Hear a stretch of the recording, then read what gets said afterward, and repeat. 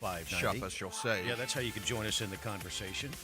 Listen, members of Generation X, now in their late 30s, early 50s, they should be at the peak of their careers, right? But apparently a majority of them feel as if they've been overlooked for promotions, according to new data from Harvard Business Review. About 66% of Gen X leaders say they receive only one or no promotion in the past 5 years, despite showing high levels of loyalty to their employers than millennials, according to this Harvard Business Review. Gen X has stalled as many baby boomers are delaying retirements, while millennials are looking to catch up. But there's a new report out this morning about the millennials, the ones that come behind Gen X. Apparently, they don't like their jobs either. And it appears, according to this study, they like to stew on it constantly. Here's Money reporter Jessica Ettinger to explain. CNBC talked to a therapist whose patients are 90% millennials, who says the problem is mostly that so many millennials simply hate their jobs. And Gallup polled 1 million millennials and found it's true. And perhaps the reason managers grumble that millennials are never really into their jobs. The biggest reasons for all this, according to Gallup, unrealistically high expectations, frustration because a career is built in years, not months, social media overload, and employers who aren't providing new opportunities. Workplace experts say hating at least one of your early jobs is normal, almost a rite of passage. So why is it such a big deal with millennials? Perhaps because so many millennials interned for short periods at glamorous companies and simply have no idea what a real job is actually like. There you go. That's CNBC's Jessica Ettinger reporting. Very interesting. I mean, we certainly have heard more and more stories about millennials getting out of college and getting that first job for, $80,000 a year already, and then that's not everybody, of course. So I think maybe there is this expectation among so many millennials that that's just going to be the norm always. Sure. Also, I don't think we have a case of millennials who worked a lot as teenagers. I hear less and less about millennials working summer jobs or even working. I had a job from the time I was 16 on, even during the school year.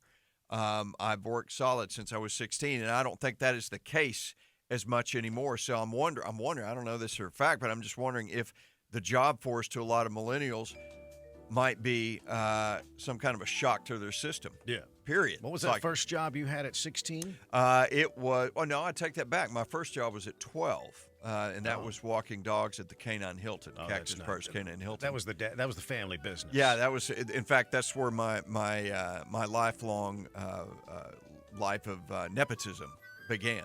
You keep bringing that up. Yeah. Keep bringing it up. You're a very talented man. I'm just trying to be honest. Your first job was cleaning up dog poop? Cleaning up dog poop and walking the dogs, yes. And no matter whether they were going to attack me or not. Second job? What'd you do, second job? Second job was vacuuming the floor at the strip bar, the strip club that my Uncle John managed. And I was kicked out before opening time. Was that the strip club that's over in the Westlake Hills? It was on Bee Cave Road. It was called the Crow's Nest. Absolutely it was. Yes, that's right, ladies and gentlemen. What kind of specials they have at the Crow's Nest? It would be, I'm sure, 2 for $1 Miller Lite. 2 for $1 Miller Lite. Yeah, and a lap dance. Did you ever get to meet the ladies that worked there? Just the one that dated my late uncle. Uh-huh. Her name was Sunday. Of course. Give it up for Sunday. Sunday's fun day. I'm sure that was her real name. Right. Sunday. Of course it was. Yeah. Spelled with a C. Yeah. And 3 X's. Seriously, there was a strip club in that part of town. On Bee Cave Road, ladies and gentlemen. Yes, that's right. right. And your job was to clean the floors. I cleaned and empty ashtrays. That's what I did. I go in. So I was. Wow, that's amazing. In fact, that might have actually predated the walking the dogs. I can't quite remember. Wow. But it's all a blur now. It is all a blur. But you remember Sunday. Oh, yeah. You remember that very, very, very clearly. That's the only time I've loved Sundays. Yeah. Ever. Yeah. Yeah. So anyway, so early nepotism, and it just continued all the way through. Now, my first job was at, first real job where you get a paycheck, was at Don Juan's Romantic Mexican Food. Now, this is in the heart of Grand Prairie, Texas. Yeah. Right there on Main Street. Yes. and it's still very popular. It's kind of like the El Patio or the Matt's El Rancho of Austin. Oh, okay. It's that kind of place. Or the Joe T. Garcias of Fort Worth. Yeah. Same kind of place. Yeah, they're very big on social media. Yeah.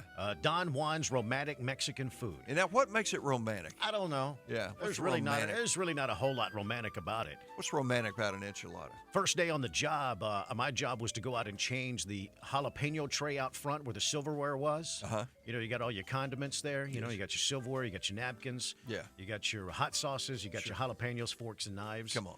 And I learned very quickly that day that after you fill a jalapeno tray, don't rub your eyes. Do not. Don't do that. Do not. Don't do that. Don't do that. Did you cuss? I did. Yes. Old man Charlie Parker, he used to pay us cash at the end of the night. You could take home a plate of food, and he paid us cash every night. Good God, why don't you still Beautiful. work? Why did you quit? I should still be there. The Todd and Don Show. If you're ready to add some beautiful new flooring to your